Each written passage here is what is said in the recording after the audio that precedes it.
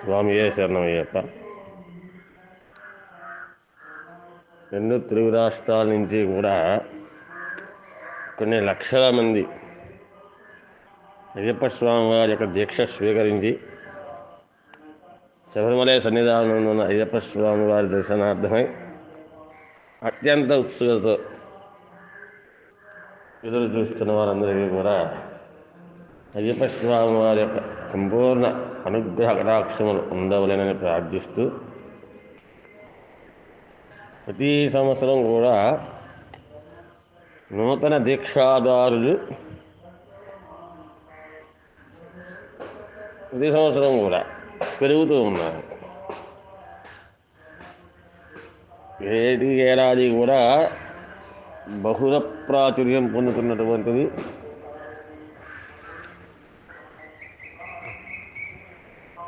అత్యంత జనములకు ఆకర్షించగలిగినది అయ్యప్ప స్వామి వారి యొక్క దీక్ష. అయితే ఎందుకు ఇంత ప్రాచుర్యం చెందుతున్నది అనేటటువంటి ఒక ప్రశ్న ఉత్పన్నమవుతున్నప్పుడు అనేక కారణములను విశ్లేషించడం జరిగింది. మొట్టమొదటిగా సాదృశ్యత. మన ఇంట్లోనో మన ఇంటి పక్కన ఎవరో ఒక దీక్ష తీసుకున్నప్పుడు ఆ వ్యక్తి యొక్క జీవన విధానాన్ని చూసి ఆసక్తి కలిగి మనం కూడా తీసుకోవాలని ఆసక్తి కలిగి తీసుకోవాలి. రెండు, మొక్కులు.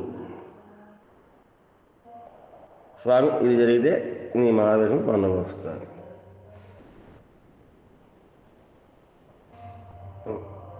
గత 10-15 ఏళ్ళలో బహుళ ప్రాచుర్యం పొందడానికి కారణములు ఇవి. ఒకసారి అది ఆకర్షించే కొండ. శబరిమల అనేది ఆకర్షించే కొండ. ఒక్కసారి కనుక శబరి యాత్ర చేసిన వాడు దాని ఆవృతాన్ని పూర్తి చేస్తూనే ఉంటాడు. మళ్ళీ ఆ సమయం వచ్చేటప్పటికి ఆ దీక్ష యాత్ర అది సహజం.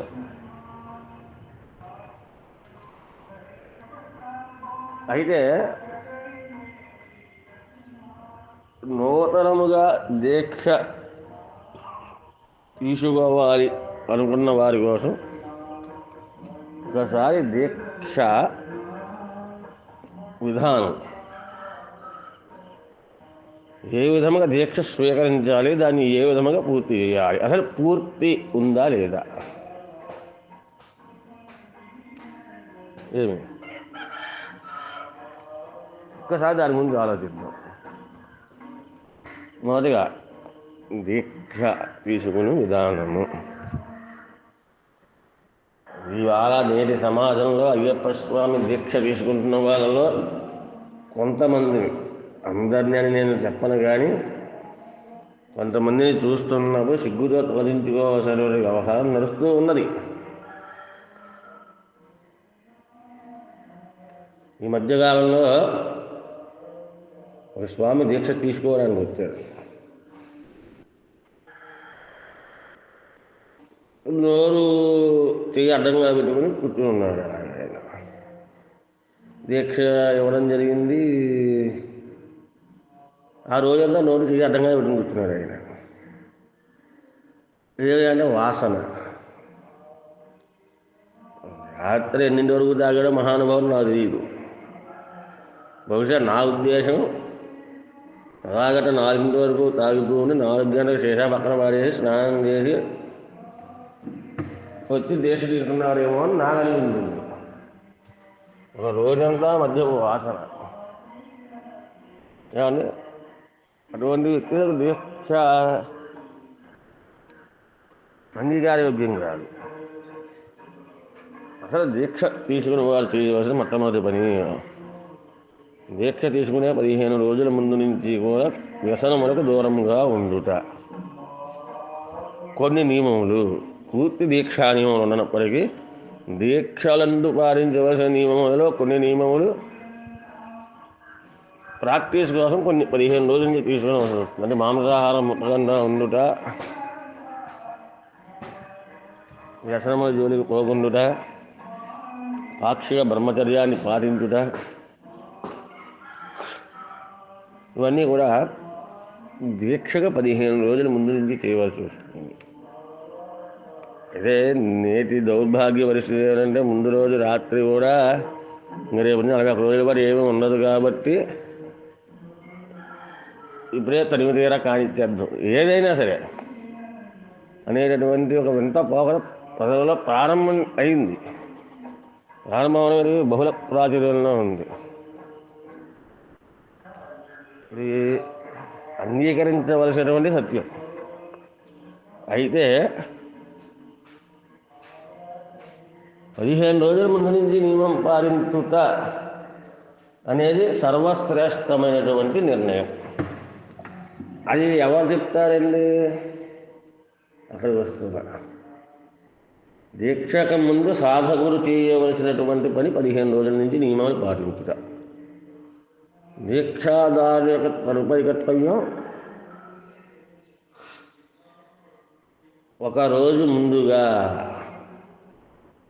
దానికి సంబంధించినటువంటి సంభారములు సమకూర్చుకుని తీసుకుని దగ్గరలో గల అయ్యప్ప స్వామి వారి దేవాలయం నందు అట్టుకునకు కానీ లేని పక్షమున దగ్గరలో గల అయ్యప్ప స్వామి వారి పీఠము యందు గల గురుస్వామినికి కానీ అవి ఇచ్చి, స్వామి నేను రేపు ఉదయం దీక్ష తీయదలుచుకున్నాను, దానికి సంబంధించిన సంభారములు, దీనికి సంబంధించిన అర్చన అంటే పూర్వార్చన అంటారు. ముందు చేసేటటువంటి అర్చన స్వామివారి వద్ద ఈ మాలలో అవి ఉంచి అర్చన చేయవలసింది అతన్ని కోరాలి. దీనికంటే ముందు చేయవలసిన పని బ్రహ్మచారి అయితే తల్లిని, అంటే అవివాహితుడు అయితే తల్లి యొక్క అనుమతి ఖచ్చితం, వివాహితులకు భార్య యొక్క అనుమతి ఖచ్చితం. ఖచ్చితంగా తల్లి అయితే తల్లిని, భార్య అయితే భార్య అడగాలి. దీక్ష తీసుకోగలుగుతున్నాను, అంగీకారమేనా? ఆ అంగీకారం తీసుకున్న తర్వాత మాత్రమే దీక్ష తీసుకోవాలి. అంగీకారం లేకుండా దీక్ష తీసుకుంటే తప్పు. ఇది అయిన తరువాత గురువుకి అప్పగించాలి సంభారములు. ఇక్కడే సమస్య వస్తుంది. ఒక సుశిక్షితుడైనటువంటి గురువుని ఎంచుకోవడం. నేను గురువుని తప్పు పట్టట్లా. గురువు రుకారస్తంధకారశ్చ రుకారస్య విముచ్యతే తత్పదం ప్రాప్తే ఇది గురువు. అంటే అంధకారమును తొలగించువాడు గురువు. ఏ విధంగా అంధకారాన్ని తొలగిస్తాడంటే అజ్ఞానమనే అంధకారమును జ్ఞానమనే జ్యోతి వెలిగించి మనలో దానిని తొలగించేవాడు గురువు. అతన్ని ఎంచుకొనుట అత్యంత ముఖ్యమైన విషయం. ఎలా ఉంటారు? నేను గురుస్వామి విధానాన్ని కూడా నేను విమర్శించదలుచుకోలేదు, కానీ కొంత ఆర్థికపరమైన అంశాలతో ముడిపడి వ్యవహరించుతున్నారు. లేదు, అహంభావపూరితమైనటువంటి ప్రవర్తనతో ఉంటున్నారు. ఇది అంగీకరించకపోయినప్పటికీ అంగీకరించవలసినటువంటి వాస్తవం. ఈ గురుస్వామి ఎంచుకోవడంలో చూడవలసిన మొట్టమొదటి లక్షణం అంటే గురుస్వామి వారి యొక్క లక్షణములు, క్యారెక్టరిస్టిక్స్. ఒకసారి మనం ఆలోచన చేస్తే సంపూర్ణమైనటువంటి భక్తి విశ్వాసములు కలిగి ఉండుట. అయ్యప్ప స్వామి వారి యందు ఇతర దేవీ దేవతామూర్తుల యందు సంపూర్ణమైనటువంటి భక్తి విశ్వాసములు కలిగి ఉండుట. అంటే ఈ 41 రోజుల పాటు మన చుట్టూ ఒక 40 మందో 50 మందో స్వామి మనల్ని అనుసరించి ఉంటారు కాబట్టి వారి కోసం మనం భక్తిని ప్రకటించుట అనేది తప్పు. ప్రతి సంవత్సరం 365 రోజుల పాటు కూడా అయ్యప్ప స్వామి వారి యందు కానీ మిగతా దేవతా స్వరూపముల యందు కానీ సంపూర్ణమైనటువంటి భక్తి విశ్వాసములు కలిగి ఉండుట. 2, అనునిత్యము దేవాలయము లేదా పీఠమునందు శ్రద్ధ కలిగి ఉండుట. అంటే 41 రోజుల పాటు కాదు, 365 రోజుల పాటు పీఠము నుండి శ్రద్ధ కలిగి ఉండుట. 41 రోజులు 40 మంది జనం ఉంటారు కాబట్టి ఏదో పీఠాన్ని శుభ్రం చేసి అయ్యప్ప పూజలు చేయించి తర్వాత పీఠముని వదిలివేయట కాదు. ఎవరు వచ్చినప్పటికీ రానప్పటికీ ఉన్నప్పటికీ లేనప్పటికీ 365 రోజుల పాటు స్వామివారి పీఠమునందు అర్చన చేసి వృత్తిగా ఉండుట. 3, శాస్త్రమునందు ప్రమాణము కలిగి ఉండుట. శాస్త్రమునందు అవగాహన కలిగి ఉండుట. ఎందుకంటే ఏది చేయవచ్చు ఏది చేయకూడదు అనేది చెప్పేది శాస్త్రం. తస్మాత్ శాస్త్రం ప్రమాణంతే కార్యాకారి వర్జితం. ఏది చేయవచ్చు ఏది చేయకూడదని చెప్పేది శాస్త్రము. కాబట్టి ఈ శాస్త్రమునందు అవగాహన కలిగి ఉన్న వ్యక్తి మాత్రమే ఇది చేయవచ్చు ఇది చేయరాదని చెప్పగలడు. కాబట్టి శాస్త్రమునందు అవగాహన కలిగి ఉండుట మరియు శాస్త్రమును పాటించుట. విషయం చేయడం లేదు, దాన్ని పాటించడం లేదు. ఆ శాస్త్రమును పాటించి వ్యక్తి అవునా కాదా అనేటటువంటి చూసుకోవాలి. ఇంకా తరువాత వ్యసనములకు దూరముగా ఉండుట. దీక్ష అనేది ప్రాక్టీస్ సెషన్. దేనికి ప్రాక్టీస్ సెషన్ అంటే వ్యసనములను విడిచిపెట్టుట, భగవంతుని యొక్క పాదముల యందు నీ మనస్సును నిశ్చలము చేసుకునుట. అంతే కదండి. ఇది ఒకేసారి రాదు కాబట్టి ప్రాక్టీస్ సెషన్ కింద 41 days చేస్తారు. అది చేయించిన తర్వాత దాన్ని కొనసాగింపుగా నువ్వు చేసుకోవాలి. అందుకనే నేను దీక్షకి ముగింపు ఉండదు. కేవలం మన శరీరం నందునలోని నల్లని వస్త్రములను మన మెడలోని నల్లని మాల అయ్యప్ప స్వామి వారి యొక్క మాలను తీసివేయడం తప్ప దీక్షకు ముగింపు లేదు. ఇది ఒకసారికి 2 సార్లు అలవాటు కాదు, ఒక 4-5 సార్లు వేసుకుంటే అలవాటు అవుతుంది అనుకున్నట్లయితే గురుస్వామి అనే వ్యక్తి ఇంకా వ్యసనములకు పీడితుడై ఉంటే కనుక అతను దీక్షను పూర్తి చేసిన విధానంలో ఉండడు. దీన్ని మనం ఒకసారి గమనించుకోవాలి. ప్రతిరోజు సాయంత్రం అయితే మనతో కలిపి కూర్చుని ఎందులో అలా కూర్చుని అయ్యప్ప మాల ప్రారంభమైనప్పుడు ఎర్ర కండువ ఒకటి మెల్ల వేసుకుని దండబని మాల వేస్తాడే ఖచ్చితంగా గురుస్వామి కాదు. అలాంటి వ్యక్తిగా దీక్ష చేయించుకుంటే ఆ దీక్ష సఫలీకృతం కానేరదు. దీక్ష యొక్క అంతిమ లక్ష్యములను సాధించిన వ్యక్తిగా ఉండవలెను గురుస్వామి. అది గుర్తుపెట్టుకోవాలి. అటువంటి వ్యక్తిని గురుస్వామిగా ఎంచుకోవాలి. తరువాయి రాగద్వేషములకు గర్వమునకు అహంభావములకు దూరంగా ఉన్న వ్యక్తిని గురుస్వామిగా ఎంచుకోగలరు. అంటే ప్రస్తుత పీఠముల యందు జరుగుతున్నటువంటి కార్యక్రమం ఏమయ్యా అంటే నేను గురుస్వామి నేను చెప్పినట్టుగా వ్యవహరించాలి అనేటువంటి ఆజ్ఞాపూరిత అహంభావం ఈ గురుస్వామి యందు ప్రారంభమైంది. ఎప్పుడో ప్రారంభమైంది. నేను చెప్పిందే జరగాలి, నేను చెప్పినట్టుగానే చేయాలి అనేటటువంటి ఈ అహంభావ ద్వారాన్ని ప్రారంభమైంది. ఈ అహంభావ ద్వారాన్ని కలిగి ఉన్న వృత్తి యందు గురుస్వామి లక్షణము లేనట్టుగానే పరిగణించబడుతుంది. ఎందుకంటే గురువు ఇందాకనే చెప్పినది అంధకారం నుండి వెలుగులోనికి తీసుకొచ్చేవాడు గురువు.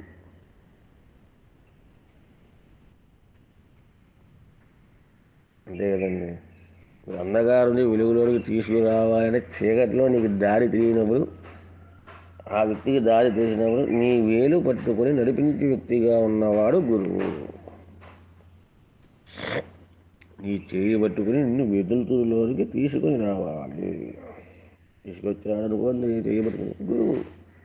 అంటే దీక్ష పరంగా చెప్తే దీక్షా ప్రారంభము నుండి మాలా విసర్జన వరకు నీ తోడుండి నీకు మొత్తం తెలియని విషయాలన్నీ చెప్తూ ఏది చేయవచ్చు ఏది చేయకూడదు శాస్త్రం అనుసరించి చెప్పి నిన్ను సన్మార్గమునందు నడిపించచ్చు. తాను నడుస్తూ నిన్ను నడిపిస్తూ నీ చేయి పట్టుకుని ఒక తండ్రి పిల్లవాడిని తీసుకువెళ్ళే విధంగా తీసుకువెళ్ళేవాడు గురువు. అంతేగాని అలా కూర్చుని ఆజ్ఞలు ఇచ్చేవాడు గురువు ఎన్నటికీ కానివాడు. ఇంకా తరువాత గురుస్వామి వారి యొక్క లక్షణం ఏమయ్యా అంటే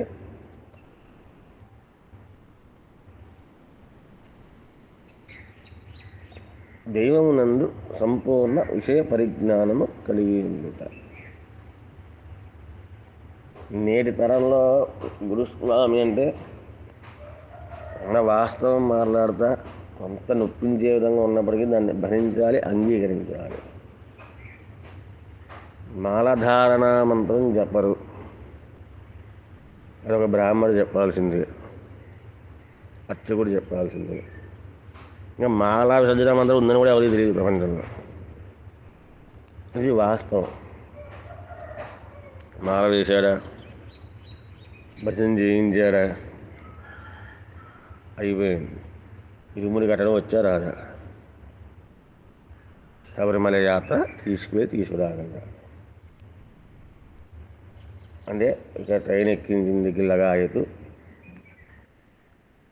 ఎరుమేలి వరకు వివిధ సాధనల ద్వారా ప్రయాణం, ఎరుమేలి నుంచి కూడా పంబ వరకు వివిధ సాధనల ద్వారా ప్రయాణం. కొంతమంది బహుశా పెద్ద భాగం అని చెప్పి ఎరుమేలి నుంచి వనయాత్ర చేస్తారు. అందుకనే ఎరుమేలి వరకు చెప్పడం జరిగింది. లేదంటే పంబ వరకు చెప్పుకోవచ్చు. ప్రయాణ సాధనముల ద్వారా వెళ్ళవచ్చుడు. అక్కడ నిమ్మల గణపతి భగవాన్ గురి చూపింది అక్కడి నుంచి మెట్ల మార్గమున సన్నిధానంలో తీసుకుని వెళ్ళి అయ్యప్ప స్వామి దర్శనం చేయించగలుగుట. ఇదే గురుస్వామి వారి యొక్క లక్షణముగా పరిగణించబడుతున్నది. ఇది వాస్తవం. శాస్త్ర పురాణ ఇతిహాసముల యందు సంపూర్ణటువంటి జ్ఞానమును కలిగి ఉండుట. అంటే దీక్ష యొక్క ముఖ్య ఉద్దేశ్యములు, దీక్షా ఉద్దేశములు ఏంటనేది వేరొకసారి మనం మాట్లాడుకుందాం. అసలు దీక్ష అనేది ఎందుకనేది కూడా మాట్లాడుకోవచ్చు. చాలా పెద్ద సబ్జెక్ట్ అది. దీక్ష యొక్క అంతిమ లక్ష్యం తెలిసి ఉండుట, అది గురుస్వామి వారి యొక్క అత్యద్భుతమైనటువంటి లక్షణం. తీసేయండి, ఇది చాలామందికి తెలియదు. నేనే ఉన్నదన్నట్టు చెప్తాను, చాలామందికి ఈ లక్షణం తెలియదు. తరువాత పురాణ ఇతిహాసముల యందు జ్ఞానాన్ని కలిగి ఉండుట. ఒక కన్యాస్వామి అంటే మొట్టమొదటిసారి దీక్ష వేసుకున్న వ్యక్తి చేత తాను కూడా మొదటిసారి వేసుకున్నట్టుగా కిందకు దిగి అతను చేయబట్టుకొని అతనితో పాటు నిత్యకృత్యముని ఈయన కూడా చేస్తూ అతనికి ఆదర్శప్రాయుడై ఉండుట. ఇది గురుస్వామి వారి యొక్క లక్షణం. అంతేగాని నువ్వు స్నానం చేసిరా ఈ లోపల నేను ఇంట్లో స్నానం చేసి వచ్చేస్తాను. నువ్వు ఇంట్లో స్నానం చేసినప్పుడు నీ పక్కన ఉన్నటువంటి స్వామి కూడా ఇంటి దగ్గరికి వెళ్ళి స్నానం చేసి రమ్మని చెప్పగలగాలి, లేదు నీ ఇంట్లోనే స్నానం చేయమనగాలి. అభిమాని ఇది. నువ్వు తెలుగులో మునిగేసిరా, మీ ఇంట్లో శుభ్రంగా స్వామి గురి స్నానం చేసి వస్తాను అత్తలు కొట్టుకుని బాగున్నారు వాస్తవం.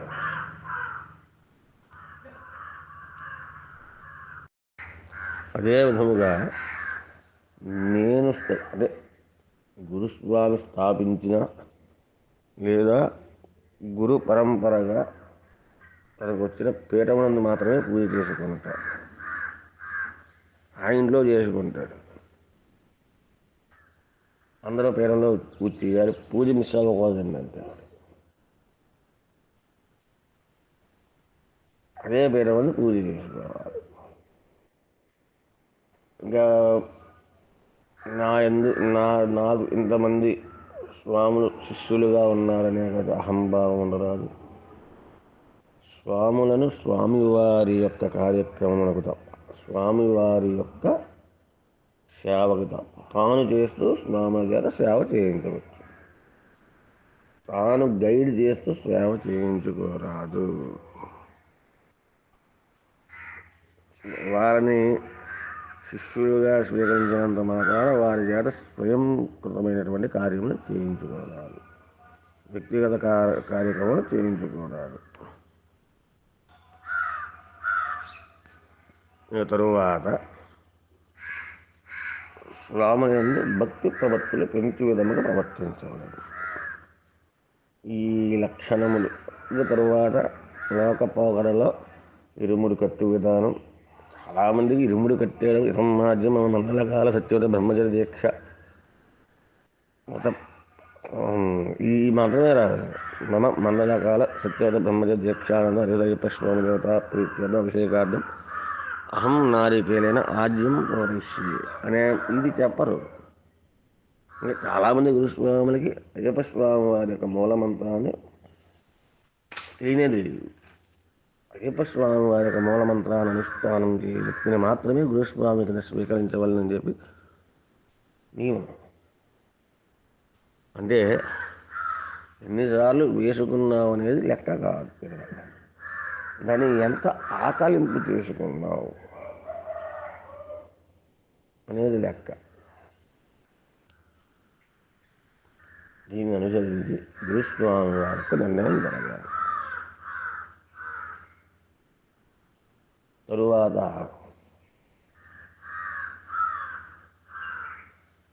ఉదయమునే శుభ్రంగా తలారా స్నానం చేసి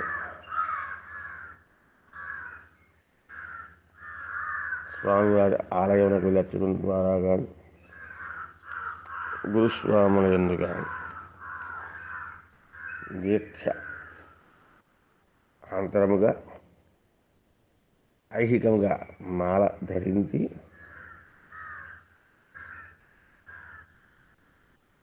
తన యొక్క నిత్య జీవన విధానం నుంచి దూరముగా, అంటే కార్యక్రమం విసర్జించమని చెప్పాలి. అంటే నేటి సమాజంలో నువ్వు ఇలాగెందుకుంటున్నావు అలాగెందుకుంటున్నావు అనే ప్రశ్నలు ఎక్కువ జరుగుతాయి. ఆక్షేపణ ఆరోపణ ఎక్కువ జరుగుతున్నాయి. ఇంకా విచిత్రం ఏమంటే ఇదంతా గురుస్వామి యొక్క కనుసంలోనే జరుగుతుంది. ఆయనే చెప్తారు, అరే ఇలాగ అడగండి. వాడు మన దగ్గరికి రాలా, వాడు వ్యక్తిగతంగా ఏదో చేసేస్తున్నాడు. చేసేటటువంటి తప్పు అయినప్పుడు కాకేసి ఒక గురువుగా ఇది తప్పు చేస్తున్నావు అని చెప్పడం ధర్మం. అంతేగాని తన వద్ద ఉన్నటువంటి శిష్యులను ప్రయోగించి మారలతో వదలెత్తి హింసించి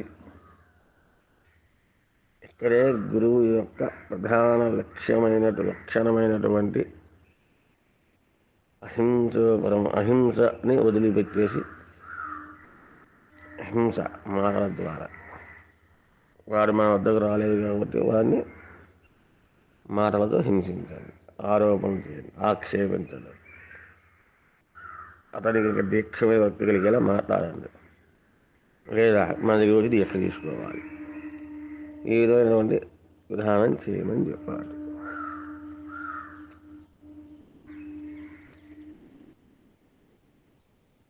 నలభై రోజుల పాటు మన నిత్య కార్యక్రమం అంటే మన జీవనోపాధి చేసుకుంటూ మనస్సు మాతో అయ్యప్ప స్వామి వారి అంటూ లయించుకోవడం. నేను చెప్పింది మీకు అర్థమైనట్టుంది. దేని నుంచి దూరంగా జరగమని ఏ దీక్ష చెప్పదు. మనల్ని నమ్ముకుని వచ్చిన భార్యని, తల్లిదండ్రులని, కుటుంబ పోషణని వదిలిపెట్టి అయ్యప్ప స్వామి వారి యొక్క భజన చేయడం వల్ల కించిత్ ప్రయోజనం ఉండదు. అందుకనే గురువుని ఎంచుకుంటున్నప్పుడు సరైన గురువుని ఎంచుకున్నాను. నేను మార్గనిర్దేశకత్వం చేసి నేను నడిపించే వ్యక్తి ఎక్కడికి అంతిమ లక్ష్యం వైపు ప్రయాణం సాగించాలి. రాజమండ్రి నుంచి విజయవాడ వెళ్ళాలి అంటే ఏలూరు, తాడేపల్లిగూడెం, ఏలూరు ఇలాగే వెళ్ళాలి తప్ప అనకాపల్లి, తుని ఇలా వెళ్తే ఎప్పటికీ విజయవాడ చేరలేము. అది విశాఖపట్నం రూట్.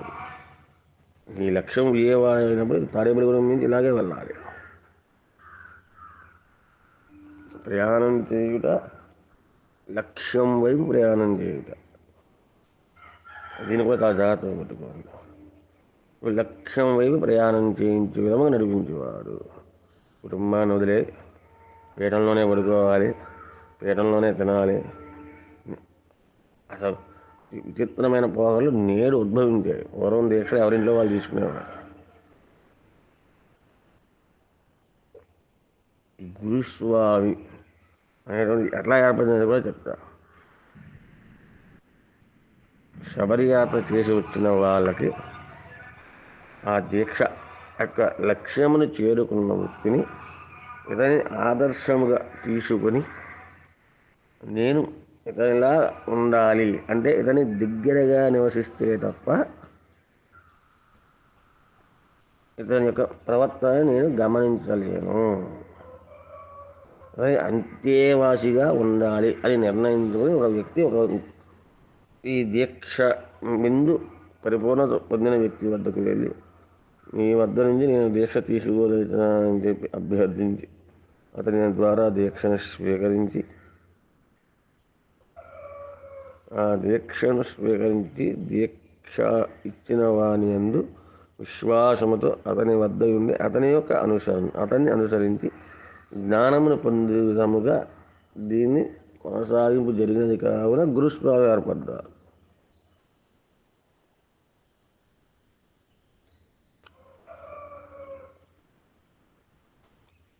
ప్రత్యేకత అనేది అంగీకరించే విషయము కాదు. అంతేగాని నియమములు పెట్టేవాడు గురువు కాదు, ఉన్న నియమం తెలియజేసేవాడు గురువు అంతే. ఎందుకంటే వాళ్ళ రోజుకొక నియమం గుర్తుకొస్తూ ఉంది. ఇంట్లో భార్య ఒకసారి ఇంటికి వెళ్ళి భార్యను చూసి వస్తే అది మహాదోషం. వాళ్ళ కుటుంబాన్ని వదిలిపెట్టేమని చెప్తుంది అయ్యప్ప దీక్ష.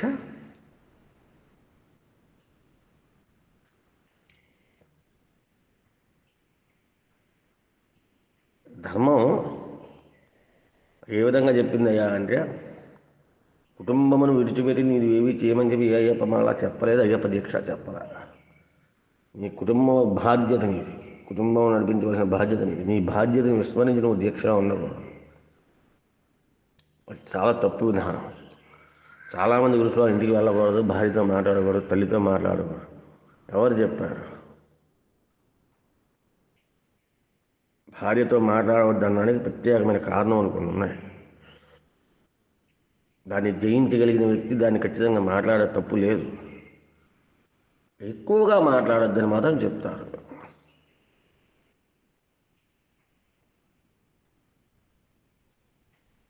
ఇదే గురుస్వామి ఇంట్లో పడుకుంటాడు 24 గంటలు, పీఠం దగ్గరికి రాడు. ఇవాళ పీఠం చాలామంది గురించి, అందరి గురించి నేను చెప్పట్లా. మధ్యకాలంలో గురుస్వామి ఎవరి దగ్గరే పీఠాలు కదా, చక్కగా భార్యతో కూర్చొని మాట్లాడతాడు. అన్యం ఉంటాయి. పక్కవాడు చేస్తే తప్ప దయచేసి కుటుంబ బాధ్యతను విడిచిపెట్టవద్దు. కుటుంబమే బాధ్యతే దీక్ష. దీక్ష ఏ విధంగా కూడా కుటుంబ బాధ్యతను నిర్వర్తించుటకు ఆటంకము కాకూడదు. 41 రోజుల పాటు ఒక గురువుని స్వీకరించడానికి కారణం ఏమయ్యా అంటే అతని యందు ఉన్నటువంటి ఉత్తమమైన లక్షణము నీవు స్వీకరించుట. రోజు మందు తాగేవాడు పక్కన కూర్చుంటే ఎన్నో కొన్ని రోజులు ఆ మందు మనకు కూడా రుచి రానిపిస్తుంది.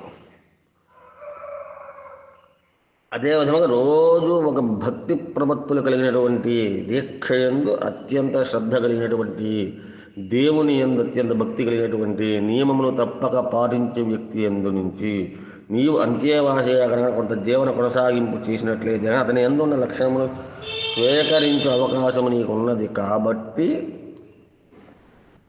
అతనిని గురువుగా ఎంచుకొనమన్నారు. అంటే విచిత్రమైన నీకే అవకాశం ఇచ్చారు, ఎంచుకునే అవకాశం. నా ఉద్దేశంలో జరిగిన పెద్ద తప్పు అదే.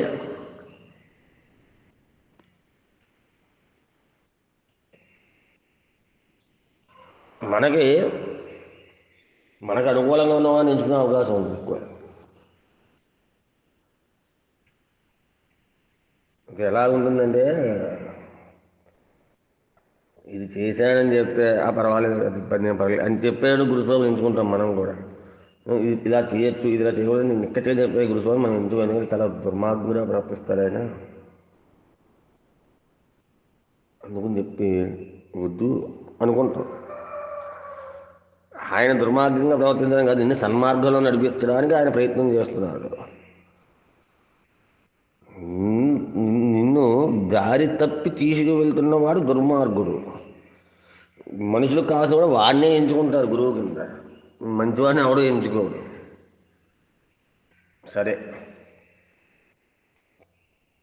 ఈ 41 రోజుల పాటు ఆ గురువుని అనుసరించి వాడు చెప్పింది చేసి శబర్యాత చేసి రావాలి ఇరుముడి కట్టుకుని.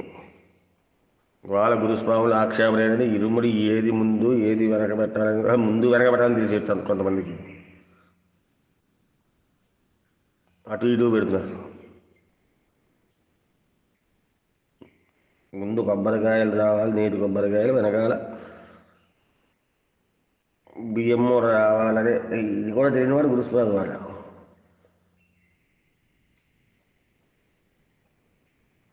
ఇక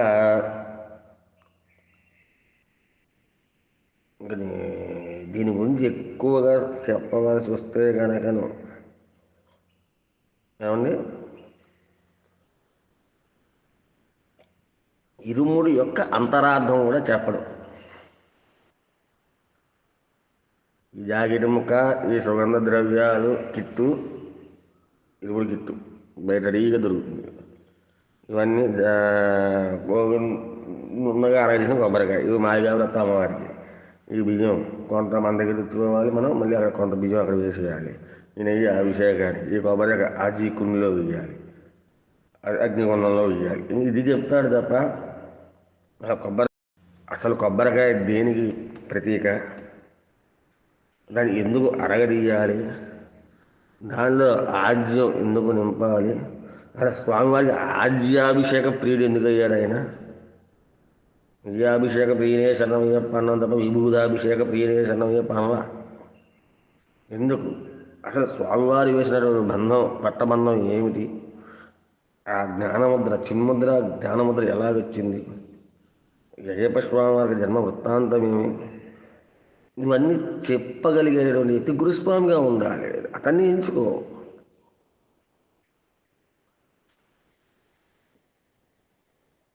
అందరూ వేస్తారు, 27 సార్లు 37 సార్లు 47 సార్లు వేస్తారు. ప్రయోజనం ఉంది. దాని అంతిమ లక్ష్యాన్ని ఒక్కసారి వేసిన వ్యక్తినైనా నీవు గురువుగా ఎంచుకొనవచ్చును.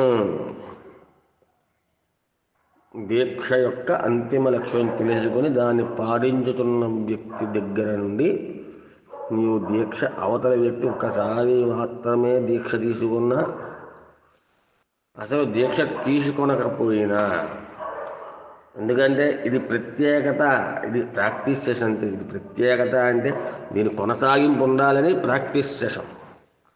ప్రాక్టీస్ చేసేవాడు తర్వాత ఆడతాడు, లేదు ఒక పని ప్రాక్టీస్ చేసిన దాన్ని వాడుకుంటాడు.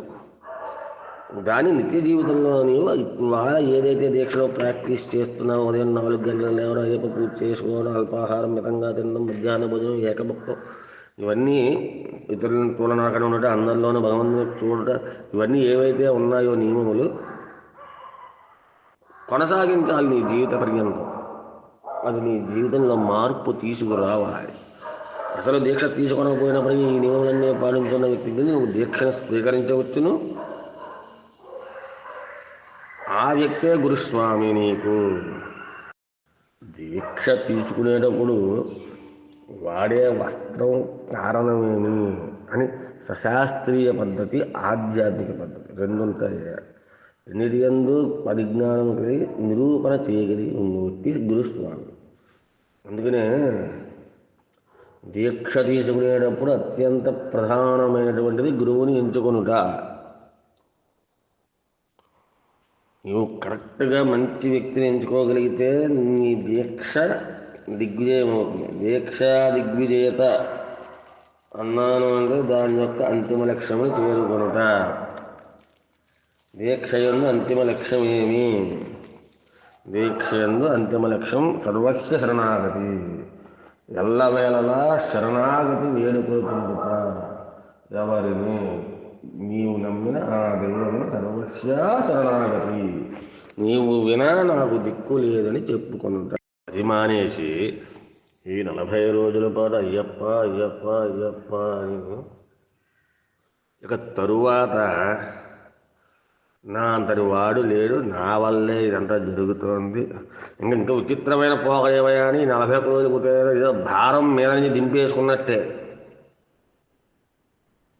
10 కేజీలు బియ్యం బస్తా భుజం మీద పెట్టి పరిగెట్టరా అంటే 1 కిలోమీటర్ పరిగెట్టమన్న తర్వాత పరిగెట్టి చివరికి ఎలాగో ఆపసోపాలు పడి అక్కడ దింపేసుకున్నట్టే. ఒక శిక్షితుడైన గురుస్వామి వద్ద దీక్ష చేసేవాడు ఎప్పుడు కూడా పూర్తయిందిరా అని కూడా అప్పుడే పూర్తయిపోయిందా అని ఏడుస్తాడు. మీకు నేను చెప్పింది అర్థమైతే ఎప్పుడు అవుతుందిరా నాయన అంటే అది భారం. అలాంటి వాడు దీక్ష అనవసరం. అప్పుడే అయిపోయిందా అన్నవాడు దీక్ష యందు శ్రద్ధ కలిగి ఉన్నాడు. అలా భావించాలి. అలా భావించాలంటే నిన్ను ఆ విధంగా నడిపించి గురుస్వామి ఉండవలేను. అందుకనే దీక్ష యందు అత్యంత ప్రాధాన్యత కలిగినది గురుస్వామి. కావున దీక్షాధారణ చేయు స్వాములు ఖచ్చితంగా గురువుని ఎంచుకునేందు అత్యంత ప్రాధాన్యత ఇవ్వవలసినదిగా, ఈ లక్షణములు కలిగే వ్యక్తిని గురుస్వామిగా ఎంచుకొనమని ప్రార్థించుచు, అటువంటి గురుస్వామి మీకు అత్యంత సులభతరంగా దొరుకుగాక అని ప్రార్థిస్తూ స్వామి శరణం అయ్యాం.